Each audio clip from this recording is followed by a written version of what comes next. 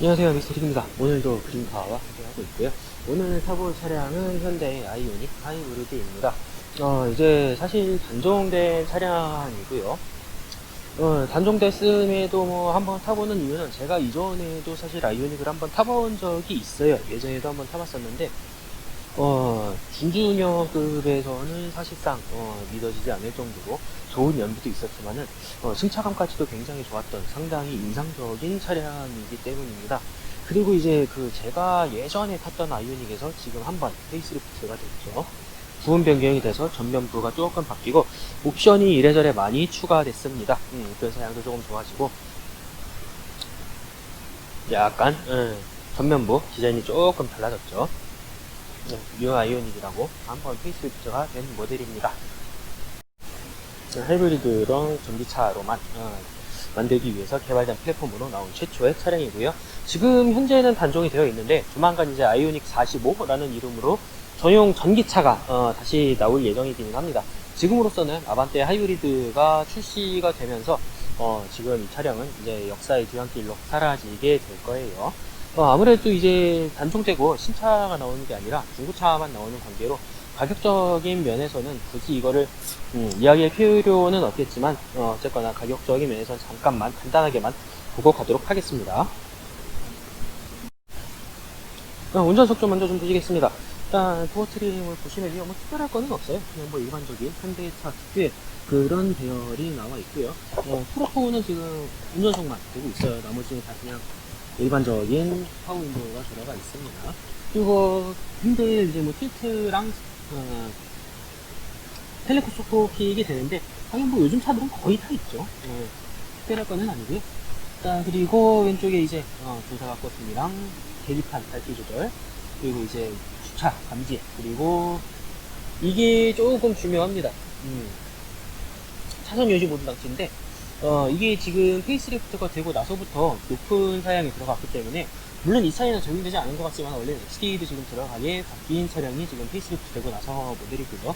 이건 이제 뭐 다들 아시다시피 차트 자체적 형체고요. 시트는 그냥 인조 가죽입니다. 인조 가죽 시트고 아래에도 이제 뭐 수동으로 다 하게 되어 있고요. 핸들 디자인도 그렇고 그냥 평범합니다. 운전석 도어 쪽 아래 보시면은 여기 공간도 이렇게 지금 나와 있고요.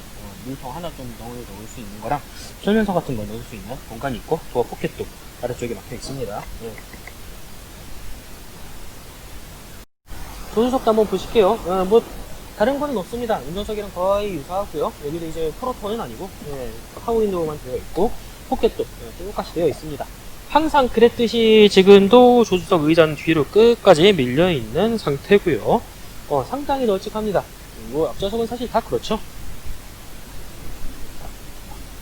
역시나 제 짧은 키로는 발이 닿지 않을 정도로 넉넉한 공간을 자랑하고 있고요. 크로우박스 크기도 생각보다 넉넉해요. 물론 이제 등은 없기 때문에 그건 조금 아쉽지만 크로우박스 공간도 꽤나 넉넉합니다. 어드밴스도 옆에 들어있다고 지금 뭐 되어 있네요. 옆에도 뭐 평범합니다. 콘솔 박스 있고, 그리고 이제 뭐 공간 하나 있고요. 이게 컵홀더 같은데 좀 특이해요 사실. 컵홀더가 이런 식으로 되어 있네요.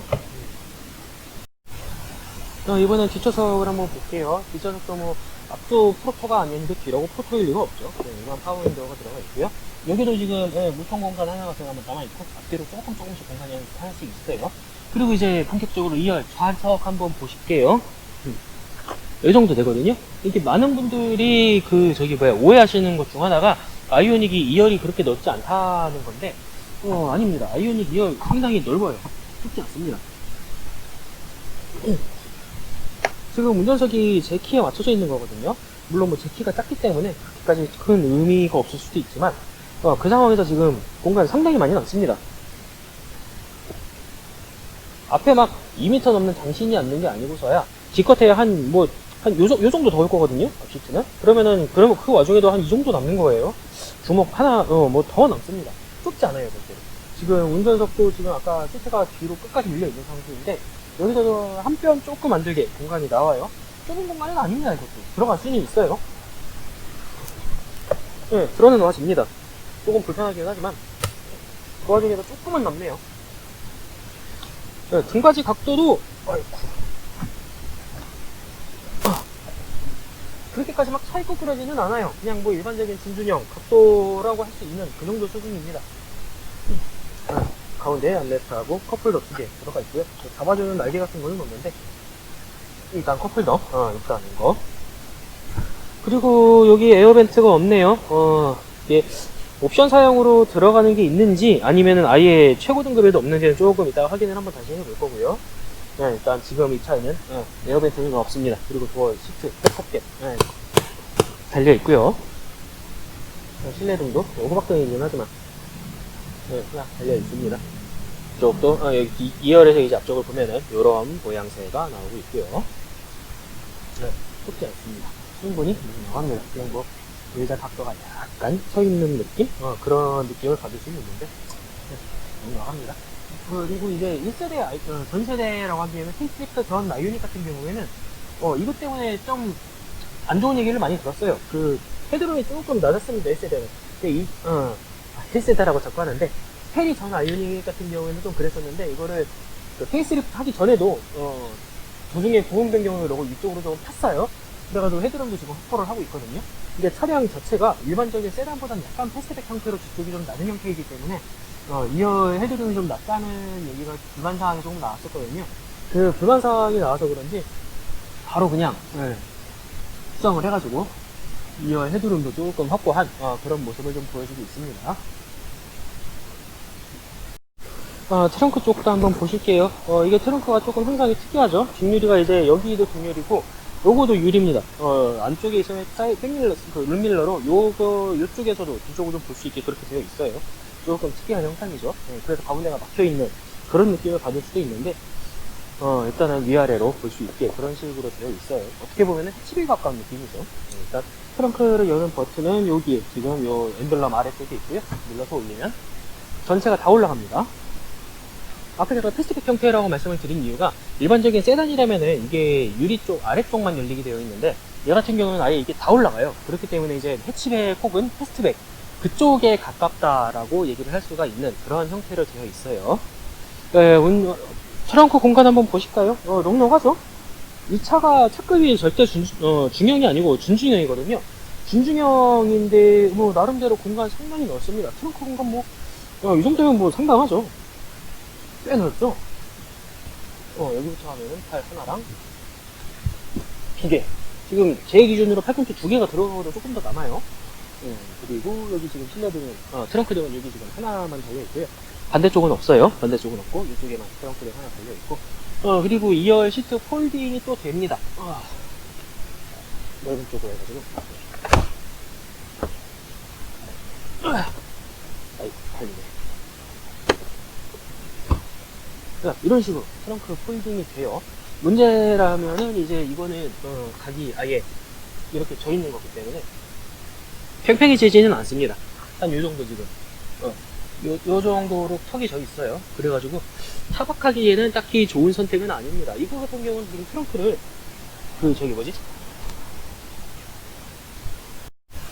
보통 그 2열 폴딩이 되는 차량들은 이게 판때기가 있어가지고 여기 판때기를 띄우면 저기 앞에 저속 높이랑 맞춰가지고 이렇게 할 수 있게끔 되어 있는데 이거는 그렇게 되지는 않아요.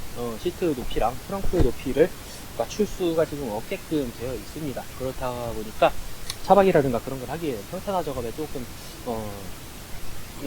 준비가 필요할 것 같아요. 그래서 차박용으로는 사실 추천드리지는 않습니다. 대신에 이제 폴딩이 되기 때문에 트렁크 공간이 상당히 널찍하게 상당히 넓은 트렁크 공간을 가지고 있다 정도만 아시고 보시면 될 것 같습니다. 그리고 이것도 이제 아래쪽에 열면은 뭐가 또 있죠. 이게 뭐야? 이렇게 다 들어있어요 요즘 그러니까. 보온병에 뭐해? 참. 또 카드도 들어있고 지난번에도 이랬었는데 어쨌거나 이 안에도 지금 수납 가능한 물 공간이 조금 나와요. 원래라면 이제 여기도 템퍼러리 타이어 같은 게 들어가는 공간인데 템퍼러리 타이어는 없고 수리키트죠. 타이어 공기압 수리키트랑 뭐 소름포 여기 들어있어. 그거랑 이제 삼각대 같은 게 들어있는 겁니다. 이거는 이게 얘들 금파 되게 개판으로 쓰네요. 이 정도만, 트렁크는 이 정도만 보시면 될 것 같고요. 하나만 더 알려드리자면, 이제 아까 여기 그 두 개로 나눠진 거, 이게 그 유리거든요. 여기 위쪽 유리랑 여기가 이제 아래쪽 유리입니다. 지금 손 비치는 거 보이시죠? 유리예요. 위아래로 두 군데로 지금 볼 수가 있게 그렇게 되어 있어요. 이제 운전석 실내 쪽을 한번 보면요. 계기판, 운전석이랑 계기판 좀 볼게요. 핸들부터 보시면요. 여기 뭐 음성 인식이랑 모드 같은 거 그런 게 있어요. 모드를 누르면은, 이런 식으로. 이거는 그냥 저거예요. 그 멀티미디어 모드 하는 거고요. 이제 볼륨 버튼이랑, 전화 하는 거랑. 이쪽에 보시면은 이제 이게 이 메뉴판 관련된 거죠. 크루즈 컨트롤하고, 그리고 이제 이게 크루즈 컨트롤 속도 같은 거 조절하는 거고, 이건 이제 계기판, 주행, 뭐 타이어 공기하드라든가 아니면은 이제 주행 정보 같은 거 그런 거죠. 경제 운전 모드가 먼저 나와 있어요. 얼마나 경제 운전을 했는지. 에너지 흐름도 하이브리드이기 때문에 모터가 움직이는 거를 실시간으로 보여주는 그런 시스템이 있습니다. 뭐 냉각수 온도. 그리고 이거는 RPM, RPM 게이지가 있긴 있어요. 올라갔다 내려갔다 합니다. 몇 RPM 이상은 잘 안 쓰네요, 그래도. 그리고 이제 평균 연비, 지금 제가 차를 세워놓고 한참 있었기 때문에, 오늘 날이 또 기온이, 상당히 낮은 편이에요. 그래서 엔진을 계속 공기전을 돌리다가 멈추다 그래가지고 평균 연비도 조금 낮아져 있는 상태고요. 누적 정보, 뭐 주행 정보, 그런 것도 다 나와 있습니다. 일반적으로 이제 하이브리드 차는 보통 RPM을 안 보여주기 때문에, 저는 이제 RPM을 보여주는 쪽이 좀 더 RPM을 보거나 아니면 평균 연비를 보는 게 좀 더 나을 것 같기는 해요. 좀 이따 알려드리겠지만은, 평균 연비 같은 거는 굳이 계기판에서 보지 않아도 되기 때문에, 다른 데에서 보는 게 좀 더 나을 것 같습니다. 그리고 이제 좌측에 보시면은 아까 보여드렸던 그 조사각 조절 장치라든가 그런 거랑 더불어서 이 아래쪽에 이 재밌는 게 하나가 있어요. 여기 보시면 무슨 그 배터리 버튼이 있거든요. 이건 주유구 뚜껑, 이건 배터리 버튼인데, 이거 같은 경우는 이제 그 배터리 리셋을 하는 버튼입니다. 이게 그 왜 겨울에 방전되거나 그랬을 때 이거를 누르면은 차량 그 시동 배터리랑 이게 전기 모터를 보조하는 구동 배터리는 따로 있거든요. 그 중 하나에서 끌어와가지고 뭐 방전되시듯이 시동을 된다든가 그런 식으로 해주는 그런 기능으로 알고 있어요. 뭐 정확한 거는 뭐 나중에 좀 봐야 될 것 같고요. 그리고 이제 계기판에 여기 보시면은 EV라고 나와 있죠. 이게 지금 엔진이 꺼져 있다는 뜻입니다. 전기 모터만으로 구동을 하고 있다는 얘기예요. 전기 모터만으로 구동을 하고 있으면은 역시 장점이랄 게 굉장히 조용합니다. 조용하고 진동도 하나도 없어요. 아무래도 이제 엔진이 돌고 있질 않기 때문에 생기는 그런 이점이 조금 있고요. 가운데 이게 좀 특이한 게, 이거는 이제 그린카에서 쓰는 앱이거든요. 네이버 어웨이라 그래가지고 그린카 쪽에서 쓰고 있는 그런 앱이고, 여기 이제 디스플레이 그게 따로 있어요. 순정 내비가 들어간 게 아닌가 봐요. 좀 특이하네요, 구성이. 어쨌거나. 보시면 아까 제가 에너지 흐름도랑 연비 같은 거는 굳이 계기판에서 볼 필요가 없다고 말씀을 드렸는데, 그게 지금 이것 때문입니다. 여기 보시면 이제 하이브리드라는 모드가 있어요. 요거를 누르게 되면은, 에너지 흐름도나 연비 같은 게 이쪽에서 그냥 바로바로 보입니다. 연비 지금 평균 연비도 나와 있고요. 평균 연비도 나와 있고, 전기 모터 사용량도 나와 있고, 에너지 흐름도도 여기서 볼 수 있어요. 굳이 이 조그만 화면으로 그걸 띄워놓고 보는 것보다 뭐 시원시원한 화면에서 보는 게 낫겠죠. 이게 내비가 나온다면은 여기서 볼 수는 없겠지만, 지금 이 차 같은 경우는 뭐 따로 내비가 달려있기 때문에 가능한 얘기이긴 해요. 어쨌거나 지금 내비랑 별개로 이런 식으로 에너지 흐름도랑 연비 같은 거를 계기판에서 볼 수 있다는 거. 그리고 비상등 버튼 뭐 가운데에 아주 그냥 직관적으로 있죠. 그리고 여기 거의 풀터치입니다. 터치예요. 제가 사실 터치를 좀 안 좋아하는데 터치네요. 이제 조수석이랑 독립식 풀오토 공조거든요. 조수석이랑 운전석이랑 따로 할 수도 있고, 같이 그냥 심플을 맞춰가지고 하나만 움직여도 다 될 수 있게끔 되어 있고요. 뭐 이온하이저도 있고, 운전석만 바람 나오게 할 수 있어요. 조수석은 아예 꺼버릴 수도 있고, 대신에 이제 요거는 버튼이에요. 요거랑 요거 뒷유리 열선하고 앞유리 그 에어컨 나오는 거는, 이거는 버튼입니다. 조금 특이하죠. 오토로 주고요. 아래쪽에 보시면은 시거잭 2개, 시거잭 2개하고 가운데 이제 USB 포트가 하나가 있거든요. 그리고 특이한 게 무선 충전 포드가 있어요. 여기 보시면은 핸드폰을 여기다 두면은 무선 충전이 바로 됩니다. 의외로 인식률도 괜찮고, 근데 사실 솔직히 얘기해서 요즘 대부분 거치대 쓰시잖아요. 뭐 이런 데에다가 핸드폰 걸고 쓰실 텐데 무선 충전 패드 여기 있는 게 그렇게 의미가 있을지 사실 저는 잘 모르겠거든요. 근데 이거 은근히 중요하게 여기시는 분들이 많으시더라고요. 무선 충전이 있는 거랑 없는 거랑. 저는 이게 그렇게 중요한지 사실 잘 모르겠습니다. 그냥 뭐 있으면 쓰는 거 정도지. 다들 뭐 조수석에 앉아있는 사람들도 요즘 뭐 대부분 그냥 뭐 핸드폰 들여다보고 있잖아요. 운전석에 앉아있는 분들도 뭐 카톡이니 뭐니 그런 거 보려면은 이런 데에다가 이제 거치대 달아놓고 뭐 거치대로 핸드폰을 보지. 무선 충전을 이렇게 할 일이 있나? 저는 조금 회의적이기는 합니다. 대신에 이제 여기 이제 뭐 안드로이드 오토 같은 거 카플레이라든가 그런 게 되기 때문에 여기서 뭐 볼 수 있으면 모르겠는데 굳이 이런데 무선 충전기가 들어있는 게 강점인지는 저는 그냥 좀 그러네요. 개인적으로는 조금 회의적입니다. 어쨌거나 뭐 있으면 좋죠. 뭐 없는 것보다는 낫고 있으니까 있는 대로 써먹을 수 있을 거라고 생각은 됩니다. 그리고 이제 아래쪽 기어봉을 보시면은 뭐 기어봉 일반 부처 타입이죠. 부처 타입 그냥 평범한 그런 타입이고요. 여기 운전석 열선이랑 통풍 시트 다 있습니다. 저 같은 경우는 한겨울에도 애지간하면은 통풍을 켜놓고 다니는 사람이기 때문에 땀이 많아서 통풍 시트 옵션 굉장히 좋고요. 열선 시트도 있고 이건 이제 후방 카메라 보는 겁니다. 지금 시간이 있어가지고 안 보이네요. 드라이브 모드에 있는데도 이거를 누르면은 지금 뒤쪽 상황이 보이는 그런 게 있고요. 이건 뭐 많이들 있죠, 이거. 그리고 이 조수석에도 지금 통풍이랑 열선이랑 다 있어요. 조수석에 통풍 열선 시트가 있다는 거는 완전히 깡통은 아니란 얘기죠. 그리고 여기 컵홀더. 아까도 말씀드렸지만 컵홀더가 조금 특이합니다. 이제 일반적인 컵홀더는 요거만이잖아요. 이쪽에 있는 게 일반적인 컵홀더인데 앞쪽에도 있어요. 좀 특이한 형태로 있습니다. 여기도 뭐 잡아주는 날개도 이게 달려있고 뭔가 저는 그 다른 물건 주는 그런 공간인 줄 알았는데 이게 컵홀더네요. 특이해요. 이쪽에는 이제 일반적인 컵홀더의 형상은 이렇게 되어 있고 콘솔 박스도 보시면은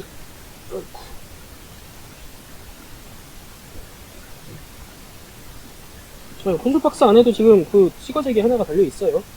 파워 아울렛 하나 있고 옆에 이제 좀 길쭉하게 공간이 하나가 있는데 이거 같은 경우는 이제 태블릿 같은 거 넣어두는 그런 공간으로 예측이 됩니다. 콘솔 박스 공간이 근데 굉장히 협소하네요. 상당히 협소합니다. 콘솔 박스 별로 넓지도 않고 높지도 않고 이거 물통 하나 들어갈까 모르겠네요. 굉장히 협소한 공간이고요. 그 외에 사실 운전석에 뭐 별거는 없네요. 일단 뭐 하이패스 ECM 미러 시스템 달려있고 위에 보시면은 거울 요거도 저거예요. 수동이에요. 이게 릴레이식으로 이걸 열면은 켜지는 게 아니라 화장등을 온오프 따로 할 수 있게끔 되어 있고요. 저는 이 방식이 상당히 좋다고 생각하는데 이거 뭐 원가 절감이라고 뭐 싫어하는 분들도 계십니다. 매번 얘기하지만은 전 이거 좋다고 생각해요. 이게 사실 화장 거울 열었을 때 불 안 켜졌으면 좋겠다 싶은 사람도 꽤 있거든요, 가끔씩은. 그래서 저는 이 방식이 좋다고 생각하는데 싫은 분들도 많으십니다. 그리고 뭐 안경 수납판 있고 썬루프가 없는 차기 때문에 딱히 뭐 그런 거는 없고요. 조수석에도 다 있습니다. 시동등까지 실내등도 그냥 일반적인 호박등이에요. 운전석 쪽은 뭐 한 이 정도 될 것 같고요. 그리고 이게 이 차가 원래는 EPB가 들어갑니다. 그 높은 등급이면 EPB가 들어가는데 이 차 같은 경우는 EPB를 안 넣은 것 같아요. 풋브레이크예요. 그냥 사이드 브레이크가 풋으로 눌렀다가 풀었다가 하는 이런 식으로 되어 있어요. EPB가 있었으면 조금 더 고급져 보였을 텐데 이건 살짝 아쉽습니다. 운전석은 요거 말고는 그렇게까지 뭐 특별할 거는 없네요. 자, 이제 본격적으로 주행을 한번 해보도록 하겠습니다. 일단 지금 그 시동이 엔진이 돌아가고 있는 상황이 아니고요.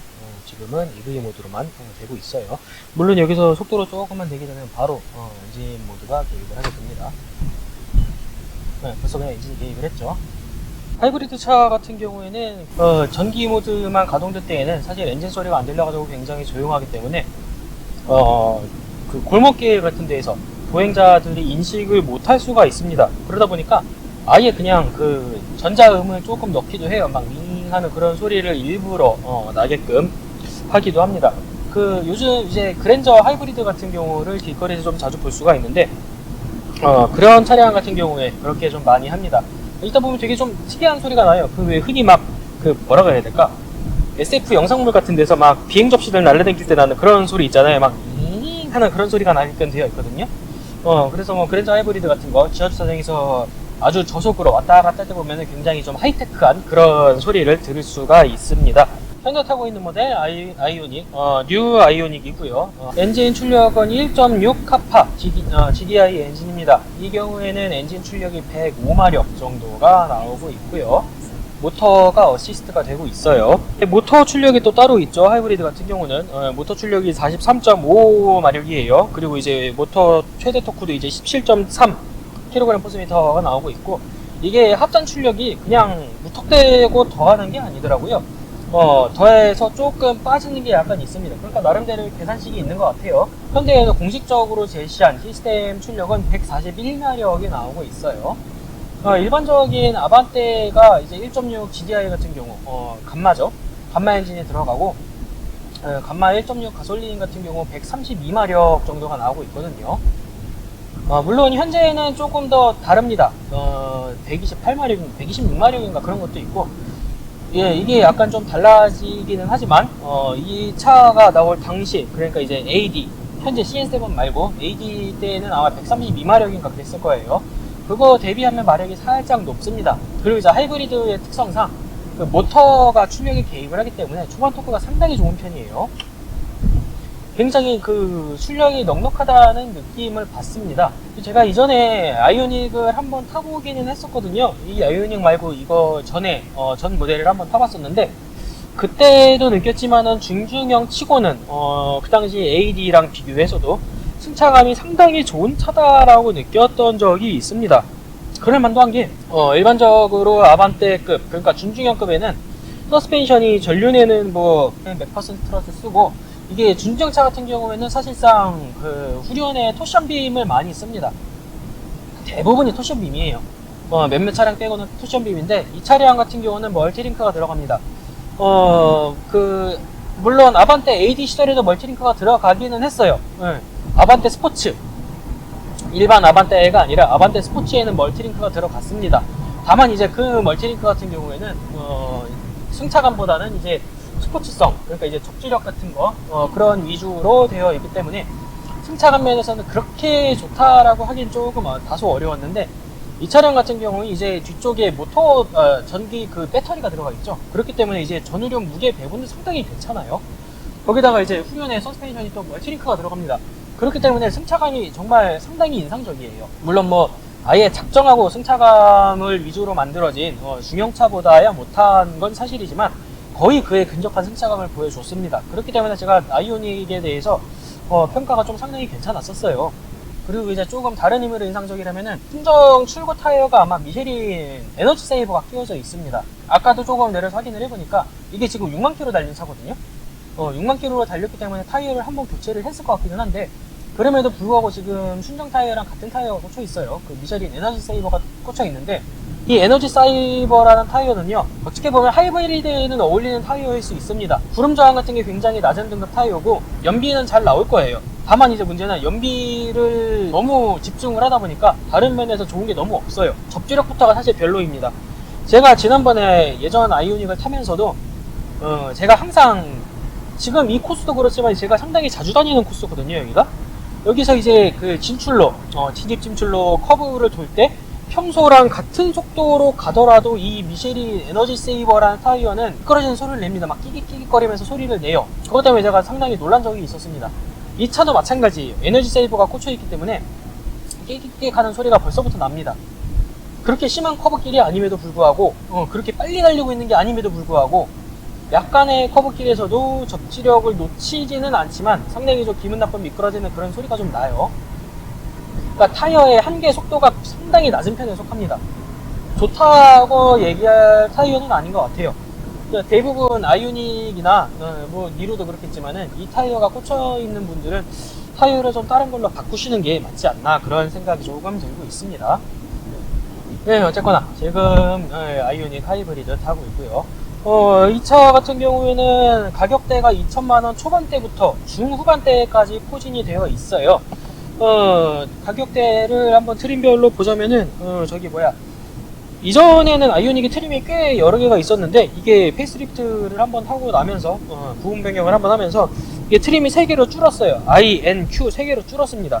가장 깡통급이라고 할 수 있는 I만 해도 지금 2240만원으로 시작을 하고 있고요. 가장 높은 등급인 Q는 2690만원으로 시작을 하고 있습니다. 이게 아이오닉이 기본적으로 아반떼가 그 당시에 1400만원? 그 정도로 시작했던 거를 생각하면은 비싸다고 느껴질 수가 있기는 한데, 옵션 구성을 보면은 사실 그렇게 비싼 차는 아니에요. 2200만원이면은 지금 여기도 뭐 예지가는 건 벌써 다 들어가 있거든요. 네, 스마트 센스 같은 게 옵션이 추가가 돼야 하지만은 편의사항이 벌써부터 프로토 에어컨, 기본적으로 깡통도 프로토 에어컨이 들어갑니다. 프로토 에어컨도 들어가고, 뭐라고 해야 되나, 여러 가지 편의사항이 들어가는데, 오토라이트 같은 것도 기본으로 들어가고요. 안전 옵션 같은 것도 보면은 사이프티 연락이라든가 그런 것도 기본적으로 다 들어가 있고, 전방 추돌 방지, 거기다가 이제 차로 유지 시스템 이런 것도 지금 기본으로 들어가 있어요. 그렇기 때문에 옵션가를 생각하면은 그렇게까지 사실 비싼 가격이라고 보긴 조금 어렵습니다. 다만 이제 아이오닉이 뭐라 그래야 되지? 판매량이 그렇게 높은 차는 아니었어요. 초창기 아이오닉 같은 경우에는 약간의 문제도 좀 있긴 있었어요. 언덕길을 막 좀 못 올라간다던가 그런 문제가 조금 있기도 했는데, 그런 건 지금 시점에 아예 다 수정이 된 상태고, 그런 것 때문에 안 팔렸다고 보기는 조금 어렵고요. 사실 이제 아이오닉의 판매 부진 같은 경우는 니로의 존재가 사실 굉장히 큽니다. 전세대 아이오닉이랑 비교를 해보면요, 전세대 아이오닉은 사실 방음 처리가 굉장히 안 됐어요. 방음 수준이 정말 너무 기대 이하였던, 아반떼랑 비교해도 상당히 소음이 많이 들어오던 그런 차였고, 노면 소음도 지금 많이 올라와요. 타이어 때문에 지금도 조금 시끄럽습니다. 노면 소음은 그나마 지금 풍절음이라든가 외부 소음 같은 거는 조금 적게 들어오는 것 같은데, 전 모델보다는 좀 적게 들어오는데, 그리고 아까 니로를 말씀드렸는데, 이게 니로라는 차가 아이오닉에서 거의 모든 부분에 있어가지고 거의 상위 호환입니다. 연비만 아이오닉이 조금 더 좋고요. 공간이라든가, 당연히 나름대로 SUV인데 니로가 조금 더 넓겠죠. 헤드룸도 그렇고 2열 공간도 사실 비슷비슷합니다.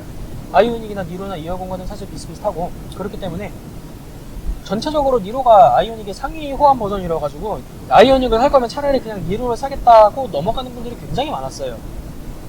그래서 니로는 사실 많이 팔렸거든요. 정말 잘 팔렸는데, 그거에 묻혀서 아이오닉 같은 경우는 사실 그렇게 많이 팔리지는 않았습니다.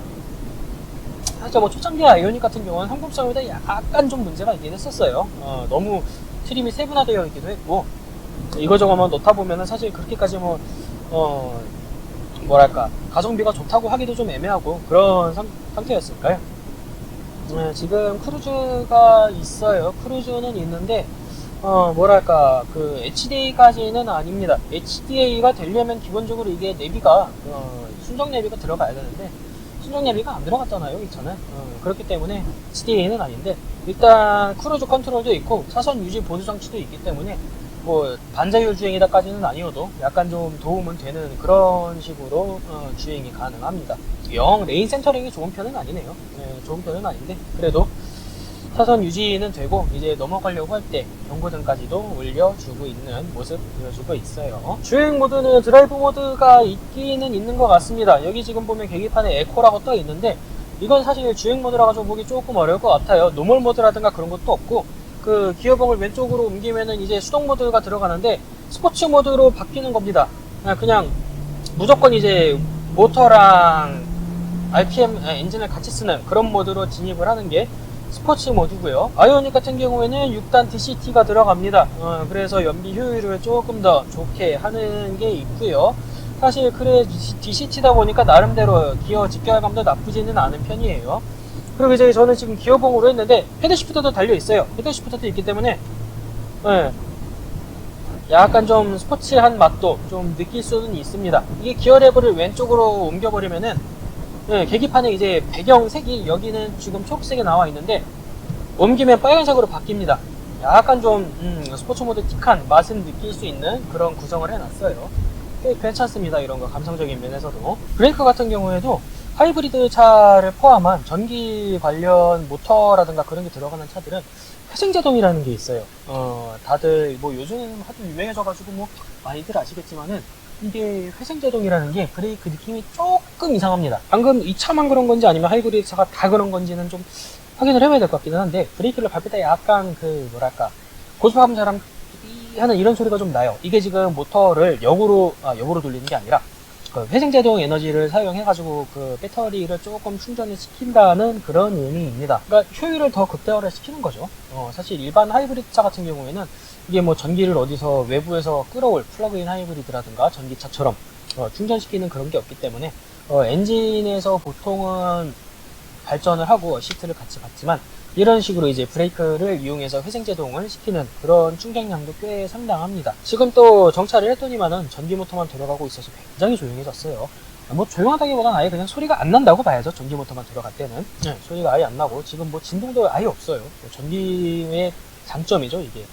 저속으로 가거나 아예 서 있을 때는 거의 뭐 시동이 꺼진 거나 다름없는 그런 모습을 보여주고 있는 게 전기차 아니면은 하이브리드, 플러그인 하이브리드도 마찬가지지만 이런 차들의 장점이라고 볼 수가 있고요. 이게 사실 그 노면 소음에 묻혀가지고 그렇게까지 티는 안 나는데, 모터만으로 가면 상당히 재밌는 소리가 나요. 막 하면서 이런 소리가 조금 나거든요. 느껴보면 조금 재밌습니다.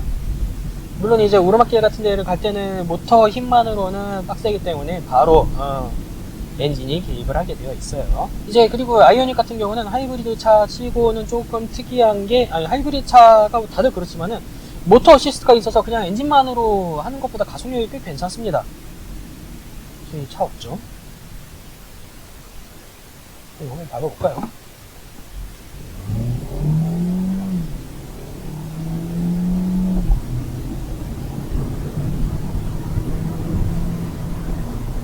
상당히 가속력이 괜찮아요. 모터 어시스트라는 게 정말 굉장히 도움이 좀 많이 됩니다. 연비 면에서도 도움이 되고 가속력 면에서도 도움이 되고, 개인적으로 모터 어시스트 하이브리드 차나 플러그인 하이브리드 상당히 좋다고 생각을 합니다.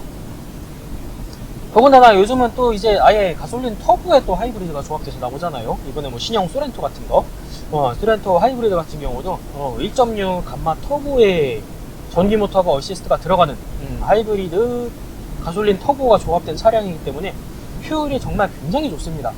뭐 토크감도 뭐 상당히 좋고요.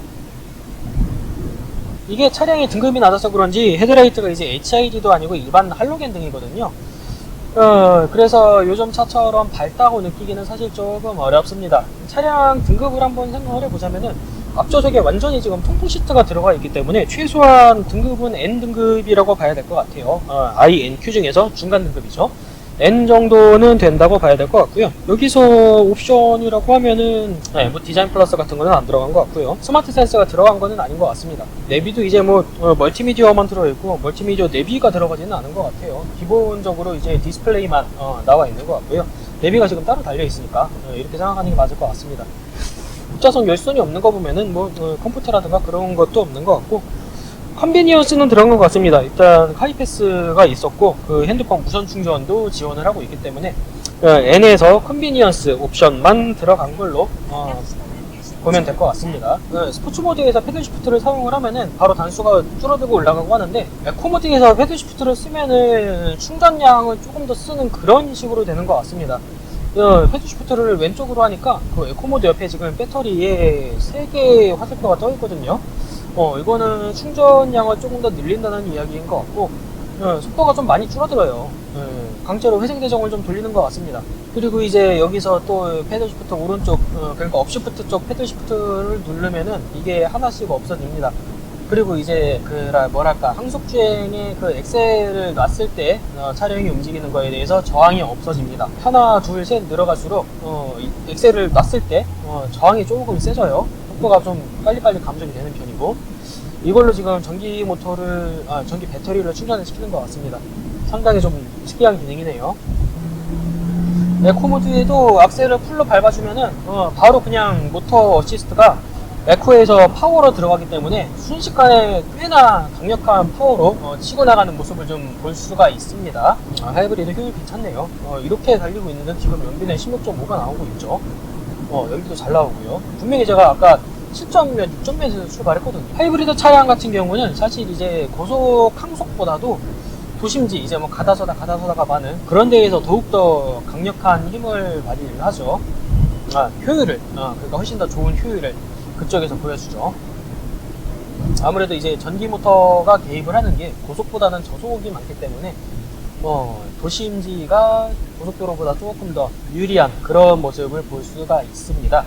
급작스러운 가속을 할 때 있어서 절대로 답답하지 않습니다. 오히려 1.6 자연흡기 아반떼보다 훨씬 더 경쾌해요. 경쾌하기도 하고.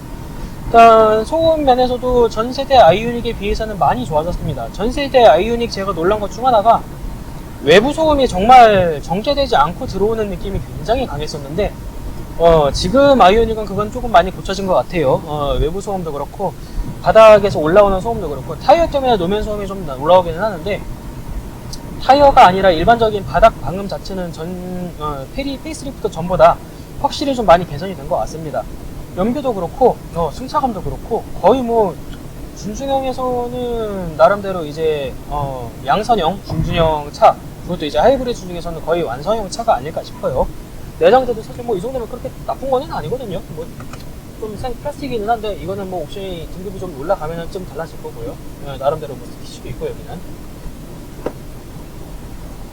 그러니까 뭐 오토라이트 같은 것도 다 달려 있고 옵션이 조금 올라가면은 LED 헤드램프 같은 것도 들어가고요. 차 굉장히 괜찮은 것 같은데 니로의 그늘에 가려져서 좀 안 팔린 게 약간은 좀 안타까운 차량입니다. 저는 사실 개인적으로 아이오닉 굉장히 괜찮은 것 같아요. 근데 이제 브레이크 감각이 확실히 조금 다르기 때문에 좀 당황할 수도 있을 것 같아요. 이게 일반적인 브레이크처럼 밟으면 약간 좀 밀리는 경우가 조금 있어요. 밀린다고 느낄 만한 제동력을 보여줄 때가 조금 있거든요. 당황해서 이제 조금 더 밟게 되고 그런 경향이 없지 않아 있습니다. 회전 제동 때문에 그걸 돌리느라고. 지금도 이게 그렇게 심한 커브도 아니고 제가 평소에도 이 정도로는 돌거든요. 근데 지금도 뭐 타이어가 막 비명을 좀 지르고 있는 게 느껴지는데 소리는 안 들리시겠지만은 이 정도에도 약간 타이어가 비명을 지를 정도로 약간 제 생각에는 타이어가 조금 문제입니다. 뭐 효율은 좋을지 몰라도 그닥 감성적으로는 안 좋은 타이어인 것 같아요.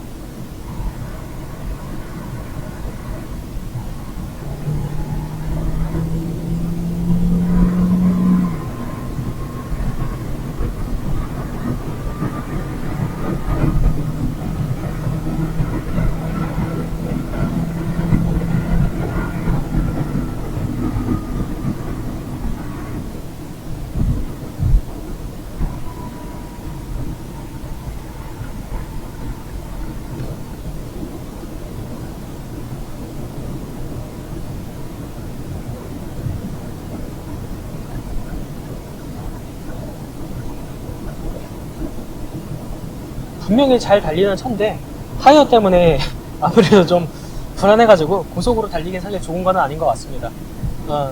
휠 타이어도 사실 그렇게 크지는 않아요. 휠 사이즈가 195에 65 그리고 15인치 휠이 들어갑니다. 기본적으로 하이브리드 차들은 휠 생김새도 조금 요상하게 생겼어요. 아무래도 이제 공기정을 최소한으로 하려고 그런 특이한 모양새의 휠 모양을 좀 띄고 있는데 솔직히 말해서 그닥 이쁘진 않습니다. 극한의 효율을 추구하는 모양새의 휠이기 때문에 뭐 이쁘다는 생각을 하기는 좀 어렵고요. 대신에 뭐 나름대로 효율은 괜찮을 거라는 생각이 좀 드네요. TCT 듀얼 클러치라는 변속기를 좋아하는 분들은 좋아해도 이제 싫어하는 분들도 좀 많으시거든요. 아무래도 이제 토크 컨버터 대비해서 약간 좀 다른 이질감 같은 게 있기 때문에 싫어하는 분들은 싫어하는 경우가 많은데 하이브리드 같은 경우는 그런 걱정하실 필요가 없을 것 같습니다. 아무래도 이제 전기 모터라는 게 듀얼 클러치랑 상당히 좀 잘 맞는 것 같아요. 전기 모터의 보조 때문인지 듀얼 클러치를 탔을 때 약간 좀 밀리는 느낌이라 그래야 되나? 그런 게 좀 없습니다. 상당히 괜찮아요. 브레이크 이질감은 조금 적응할 필요가 있을 것 같습니다. 아무리 해도 약간 좀 느낌이 유사하네요. 전 세대 아이오닉에는 안 들어갔는데 이번 세대 아이오닉 같은 경우는 HDI가 옵션으로 들어가기 때문에 넣을 수 있으면은 넣는 편이 좋을 것 같습니다. 물론 뭐 이제 단종돼가지고 신차를 사지는 못하겠지만요. 승차감도 괜찮아요. 확실히 멀티링크랑 토션빔이랑은 아무리 토션비움을 세팅을 잘 해도 차이는 납니다. 특히 방지턱 넘어갈 때 뒤에 떨어지는 느낌이 벌써부터 달라요. 여기가 노면이 별로 좋은 노면이 아닌데 그래도 생각보다 충격이라든가 소음이라든가 이런 건 차 자체에서 꽤 잘 걸러줘요. 전기 모드로 넘어가는데도 그렇게 크게 이질감이 있지는 않아요. 생각보다 괜찮네요, 많이. 방지턱 넘어가는 것도 뭐 꽤 많이 부드럽습니다. 이 정도면은 뭐 중형차 수준에 약간 미치지 못한다 정도지 중준형에서는 거의 뭐 상당히 좋은 승차감이에요. 하향등이랑 상향등이랑 둘 다 일반 노란 정도다 보니까 시인성이 좋다라고 하지는 못할 것 같아요. 그냥 뭐 일반적인 등 그런 수준이고요. 승차감만큼은 확실히 좋습니다. 외부에서 소리가 들어오는 정도는 여전히 조금 있기는 한데 그래도 전 세대 아이오닉보다는 많이 줄어들었습니다. 확실히 부분 변경을 하면서 이래저래 좀 손을 좀 잘 본 것 같아요. 굉장히 조용해요. 저속에서는 완전히 모터로만 구동되기 때문에 굉장히 조용합니다. 소리가 외부에서 거의 안 들리기 때문에 이런 식으로 지금 땡땡 소리가 나거든요. 소리가 날지 모르겠는데 하이브리드 차는 이게 저속에서 원체 소리가 안 나기 때문에 보행자들 안전을 대비해서 이렇게 소리를 막 인위적으로 좀 나게 해줍니다. 막 지금도 땡땡거리는 소리가 나는 것처럼요. 예, 지금 오늘 아이오닉 하이브리드 타봤고요. 이래저래 뭐 굉장히 좀 인상적인 차예요. 현대에서 이제 처음으로 만든 전용 플랫폼 하이브리드랑 전기차이기도 하고 과연 그래서 1세대라고 해야 될까요? 페이스리프트 전, 그러니까 기존 아이오닉 같은 경우에는 약간 엉성한 점이 좀 꽤 있었어요. 뭐 2열 헤드룸 문제라든가 아니면 이제 아까 잠깐 말씀드렸던 그 언덕길 올라갔던 그 언덕길을 못 올라갔던 그런 문제라든가 그런 것도 좀 있었고요. 그리고 이제 뭐랄까 계속 얘기하지만은 실내 소음 유입 정도가 꽤 좀 심했는데 뉴 아이오닉 지금 요 녀석으로 변경이 되면서 그런 많은 부분이 지금 개선이 됐어요. 소음 부분에서도 사실 전세대 아이오닉 대비해서 이 차 지금 상당히 뭐 만족스러울 정도로 많이 좀 좋아졌고요. 그리고 이제 효율성, 뭐 효율성이야 무조건 차도 원체 좋았으니까요. 뭐 딱히 문제될 거는 없습니다. 연비도 지금 굉장히 잘 나와요. 이런 아까 막 계속 밟았다 놨다 뭐 그렇게 타는데 지금 18.5 나오고 있잖아요. 이거는 평소에 연비운전 잘 하시는 분들은 20km가 우습게 나온다는 얘기입니다. 연비는 굉장히 좋죠. 연비도 좋고 뭐 전기모터 사용량 3.8kW나 나와 있는데 이거는 뭐 많이 쓴 건지 아닌지 사실 저는 잘 모르겠습니다. 제가 뭐 하이브리드를 원래 타는 사람이 아니기 때문에 그것까지는 모르겠고 어쨌거나 차 뭐 상당히 좋아요. 뭐 저는 뭐 터치를 선호하지 않아서 이건 조금 별로지만 일단 뭐 기본적인 인터페이스 보시면 공조기 장치도 마련되어 있고 내비가 아니어서 조금 아쉽긴 합니다. 통합 내비가 아니어서 약간 아쉬운데 어쨌거나 뭐 화면도 뭐 큼직큼직하고요. 거기에 USB 포트 이런 것도 있고 나름대로 뭐 옵션도 뭐 괜찮고요. 지금 중간 등급인데도 뭐 통풍 시트 있고 열선 시트 있고 뭐 핸들 열선은 뭐 있을 것 나름대로 다 있죠. 차선 유지 장치도 기본적으로 들어가 있고 여러모로 하이브리드 차 상당히 괜찮은 것 같습니다. 아직까지도 이제 선입견 때문에 이거 하이브리드 이거 뭐 그렇지 않니? 라고 하는 분들이 꽤 많은 걸로 알고 있는데 그런 걱정 안 하셔도 될 것 같아요. 제 생각에 지금 하이브리드 충분히 잘 만들어지고 있습니다. 잘 만들어지고 있고 잘 만들었고요. 연비도 좋고 정숙성도 지금 뭐 많이 개선됐고 그리고 이제 뭐 아까도 보셨지만 트렁크 공간이 상당히 넓거든요. 뭐 높낮이가 안 맞는다는 건 조금 아쉬운 부분이긴 하지만 트렁크 공간도 넓고 이제 흠잡을 거라면은 이거 출고 타이어 이거는 조금 바뀌어야겠죠. 뭐 휠도 너무 안 이쁘기도 하고요. 사실 뭐 휠이야 뭐 옵션으로 바꿀 수 있겠지만 기본적으로 좀 안 이쁘기는 합니다. 그걸 제외하면은 전체적으로 그렇게까지 뭐 흠잡을 게 뭐가 있나 싶어요. 과거 아이오닉은 조금 흠잡을 게 있었는데 지금 아이오닉은 그다지 흠잡을 게 없는 것 같습니다. 제 생각에는. 많이 괜찮아졌어요. 이제 단종돼가지고 안 나는 게 조금 아쉽기는 해요. 그래서 이제 뭐 가격 같은 거를 그래서 얘기하기 조금 애매하긴 해요. 중간 등급, INQ에서 N의 이제 컴포트가 아니라 컨비니언스, 하나만 들어간 그런 차량으로 보이는데, 이게 기본적으로 차값이 2,468만원에서 시작을 해요. 거기다가 이제 39만원이 들어가니까 2,500만원 조금 될까 말까 한 가격이 나오는데, 요즘 지금 신형 아반떼 CN7이 인스퍼레이션으로 들어가면 2,700 정도가 나올 겁니다. 그러니까 뭐 2,600만원이 조금 안 되니까 가격적에서도 사실 나쁘지 않아요. 거기다가 뭐 하이브리드는 기본적으로 저공해 차로 되기도 하고요. 이래저래 뭐 받아 먹을 수 있는 혜택 같은 거는 조금 있고 그래서 전 하이브리드 차 상당히 괜찮을 것 같습니다. 물론 이제 니로라는 너무 강자가 있어서 묻힌 건 조금 아쉽긴 하지만은 아이오닉 괜찮은 차인 것 같아요. 네, 제 생각에는 많이 괜찮은 차인 것 같습니다. 지금 뭐 중고가가 얼마에 형성이 되어 있을지는 좀 찾아봐야겠지만은 중고가를 생각하면은 뭐 더 괜찮을 것 같습니다. 이게 아이오닉이나 니로나 보증기간이 그 배터리 구동계 보증기간 같은 경우는 사실 조금 길거든요. 뭐 10년에 20만 킬로인가? 일반적인 보증보다 조금 더 길기 때문에 이거에 있어서도 조금 이점도 있고요. 나쁘지 않습니다. 많이 좋은 것 같아요. 좀 많이 안 팔렸다는 게 사실 제 개인적으로는 조금 아쉬운 차이긴 합니다. 물론 뭐 i30만큼 뭐 안 팔린 거는 아니에요. 그래도 어느 정도는 꽤 팔리긴 했습니다. 네, 오늘 현대 아이오닉 시승해 봤습니다. 사실 뭐 저도 신형인 아반떼 하이브리드를 좀 타고 싶은데 이 손동대에 있는 아반떼 하이브리드가 안 들어왔어요. 언제 들어올지 사실 모르겠습니다. 들어오면은 어떻게든 기회를 잡아가지고 한번 타보는 걸로 할 텐데 아직까지는 좀 기약이 없네요. 빠른 시일 내에 타볼 수 있기를 조금 기원을 해보고요. 일단 현대 아이오닉 제 기준 상당히 만족스러운 그런 차였습니다. 네. 저는 만족하는데 과연 다른 분들은 어떨지는 좀 모르겠고요. 일단 이게 지금 전 세대인 아이오닉이 이 정도로 나왔으면은 지금 아반떼 하이브리드는 훨씬 높은 안정도로 나왔을 텐데 괜시리 또 기대가 좀 되네요. 어떻게 기대를 만족시킬 수 있을지는 나중에 한번 체험을 해보도록 하고요. 자, 오늘 아이오닉 하이브리드 여기서 마무리하도록 하겠습니다. 감사합니다.